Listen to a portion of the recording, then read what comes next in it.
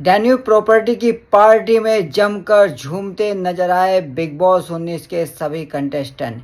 Big boss 19 के contestant Dubai में success party enjoy करते हुए नजर आ रहे हैं। इस पार्टी में अमाल मलिक के पापा डब्बू मलिक भी पहुंचे और डब्बू मलिक यहां पर गाना गाते हुए नजर आए, तो वहीं सारे कंटेस्टेंट बशीर, फरहाना, गौरव, अभिषेक झूमते हुए नजर आए। उसके बाद डब्बू मलिक और अमाल मलिक साथ में गाना गाते हैं और सारे कंटेस्टेंट झूमते हैं।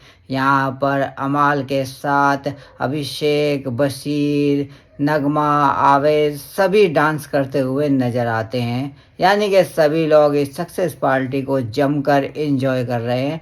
इस पार्टी में सभी कंटेस्टेंट आए हैं और सभी इस पार्टी को काफ़ी एंजॉय कर रहे हैं। खबर अच्छी लगे तो लाइक करें और सब्सक्राइब करना ना भूलें। Thank you.